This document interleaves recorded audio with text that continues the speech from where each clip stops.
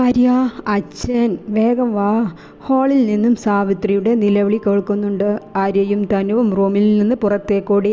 ചന്ദ്രൻ തറയിൽ ബോധമില്ലാതെ കിടക്കുകയാണ്. പിന്നെ പെട്ടെന്ന് അവരെ ഹോസ്പിറ്റലിലേക്ക് എത്തിക്കുകയായിരുന്നു. ചന്ദ്രനെ ICUയിലേക്ക് കയറ്റി. ഹലോ തനു. ആര്യ, അച്ഛൻ എങ്ങനെയുണ്ട്? തനു ഹോസ്പിറ്റലിലേക്ക് ഭക്ഷണവും ചൂടുവെള്ളവുമെല്ലാം റെഡിയാക്കി വെക്കുകയാണ്. ഈ സമയമാണ് ആര്യയുടെ ഫോൺ വരുന്നത്. പെട്ടെന്ന് എത്തിച്ചതുകൊണ്ട് കുഴപ്പമില്ല എന്ന്, അറ്റാക്കാണെന്നാണ് പറഞ്ഞത്. ചേച്ചിയും സുരേഷ് ചേട്ടനും വന്നിട്ടുണ്ട്. തനു, താങ്ക് യു സോ മച്ച്. നീ എൻ്റെ കൂടെ ഇല്ലായിരുന്നെങ്കിൽ ഞാൻ ഇന്നും ആ പഴയ താന്തോന്നിയായി നടന്നിരുന്നു. അച്ഛൻ്റെ ഈ അവസ്ഥയിൽ പണത്തിന് വേണ്ടി ഓടി നടക്കേണ്ടി വന്നിരുന്നു. ആര്യ, എന്തിനാ ഈ നന്ദി പറച്ചിലിൻ്റെ ആവശ്യം? ഞാൻ നിൻ്റെ സ്വന്തമല്ലേ. നമുക്കിടയിൽ ഇതിൻ്റെ ഒന്നും ആവശ്യമില്ല. കൂടുതൽ പണത്തിൻ്റെ ആവശ്യം വന്നാൽ പറയണം ആര്യ. എൻ്റെ ഗോൾഡ് ഇരിപ്പുണ്ടല്ലോ, അതെല്ലാം എടുക്കാം. നീ ടെൻഷൻ ആവല്ലേ. അമ്മ എന്തിയേ? അമ്മ റൂമിലുണ്ട്. അച്ഛനെ റൂമിലേക്ക് മാറ്റുന്ന വിവരമൊന്നും പറഞ്ഞിട്ടില്ല. ഞാൻ ഫുഡ് കൊണ്ടുവരാണ്. ഓക്കെ. തനു, ശ്രദ്ധിച്ചു വാട്ടോ. അവൻ ഫോൺ കട്ട് ചെയ്തു. സാവിത്രി അർജുനെ ഫോണിൽ വിളിച്ചു കൊണ്ടിരിക്കുകയാണ്. കട്ടാവുന്നു എന്നല്ലാതെ ആരും എടുക്കുന്നില്ല. അശ്വിനി റൂമിലേക്ക് വന്നപ്പോൾ അത് അവളുടെ ശ്രദ്ധയിൽപ്പെട്ടു. അമ്മയുടെ ഫോണാണെന്ന് കണ്ടതും ബാത്റൂമിൻ്റെ സൈഡിലേക്ക് നോക്കിക്കൊണ്ട് അവൾ ഫോൺ ചെവിയിലോടടുപ്പിച്ചു.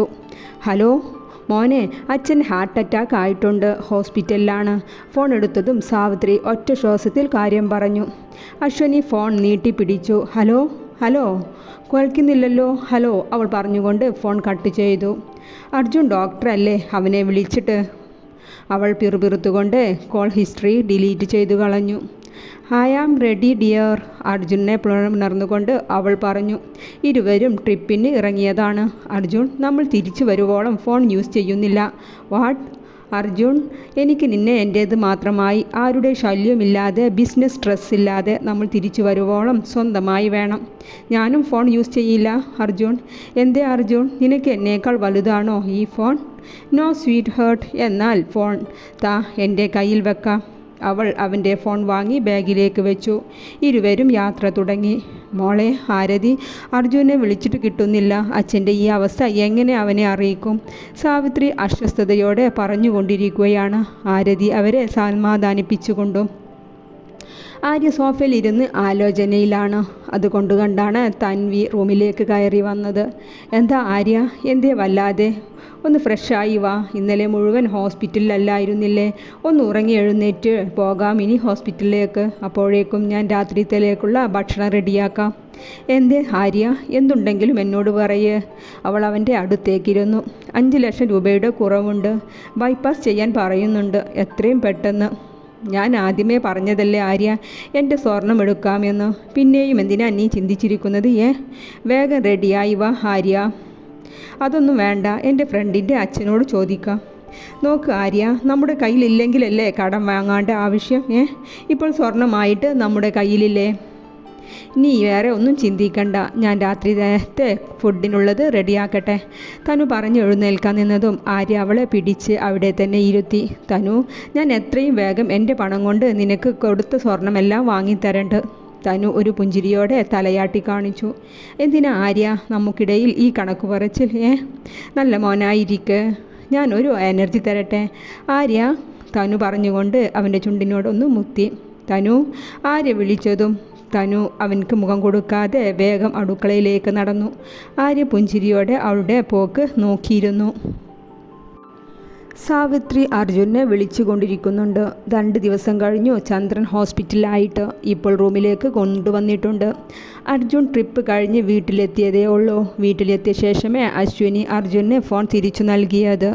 അശ്വിനി കുളിച്ചിറങ്ങിയപ്പോൾ സാവിത്രിയുമായി സംസാരിച്ചിരിക്കുന്ന അർജുനെയാണ് കാണുന്നത്. അമ്മ, മോനെ, അച്ഛൻ ഹോസ്പിറ്റലിലാണ്, ഹാർട്ട് അറ്റാക്കാണ്. ഞാൻ ഇത്രയും ദിവസം മോനെ വിളിച്ചുകൊണ്ടിരിക്കുകയായിരുന്നു. വേഗം വാ മോനെ, സാവിത്രി കരച്ചിലോടെ പറയുന്നുണ്ട്. വരാം അമ്മ, ഇപ്പോൾ തന്നെ വരാം. എന്താ അർജുൻ, എന്താ കാര്യം? അശ്വിനി അറിയാത്ത പോലെ അവൻ്റെ അടുത്തേക്ക് വന്നു. അച്ഛൻ ഹോസ്പിറ്റലിലാണ് അശ്വിനി, ഞാൻ പോവുകയാണ്. അർജുൻ വെയിറ്റ്, ഞാനും കൂടെ വരാം. എന്താ അർജുൻ, ഈ ഹോസ്പിറ്റലിലേക്കാണോ നിൻ്റെ അച്ഛനെ കൊണ്ടുവന്നിരിക്കുന്നത്? അശ്വിനി പുച്ഛത്തോടെ പറഞ്ഞു. അവർ ചന്ദ്രൻ്റെ റൂമിലേക്ക് വന്നു. അർജുൻ, സാവിത്രി അവനെ കണ്ടതും ഓടി വന്നു. അച്ഛൻ എങ്ങനെയുണ്ട്? അർജുൻ അച്ഛൻ്റെ അരികെ വന്നിരുന്നു. ഹായ് അങ്കിൾ, എങ്ങനെയുണ്ട്? അശ്വിനിയും അടുത്തേക്ക് വന്നു.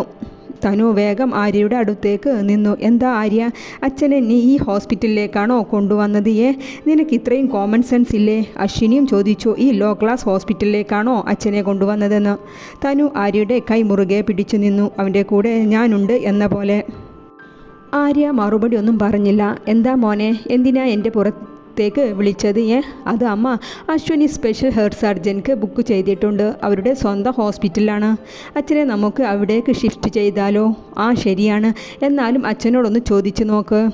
അർജുൻ ചന്ദ്രൻ്റെ അടുത്തേക്ക് വന്നു. അച്ഛാ, ഇതിലും നല്ലൊരു ഹോസ്പിറ്റലിലേക്ക് അച്ഛന് വേണ്ടി അശ്വിനി ബുക്ക് ചെയ്തിട്ടുണ്ട്. അവിടെ ആധുനിക രീതിയിലുള്ള എല്ലാവിധ സൗകര്യങ്ങളും ഉള്ളതാണ്. ഏട്ടാ, ഇവിടെ നല്ല സ്പെഷ്യൽ ഡോക്ടേഴ്സ് തന്നെയാണ് അച്ഛനെ നോക്കുന്നത്. ആര്യ എഴുന്നേറ്റ് വന്ന് അർജുനോടായി പറഞ്ഞു. ആര്യ, ഞാൻ നിന്നോട് ചോദിച്ചിട്ടില്ല പറഞ്ഞുകൊണ്ട് അർജുൻ മുഖം തിരിച്ചു കളഞ്ഞു.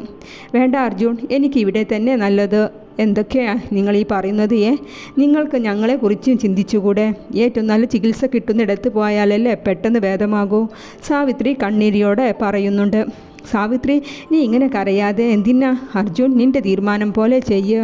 ശരി അച്ഛാ, ഞാൻ ഇവിടുന്ന് ഷിഫ്റ്റ് ചെയ്യാനുള്ള ഫോർമാലിറ്റീസ് നോക്കട്ടെ. അർജുൻ അവിടെ നിന്നും പോയി. ആര്യയും തനുവും ഇതെല്ലാം കേട്ട് ഒരു സൈഡിൽ നിൽക്കുന്നുണ്ട്.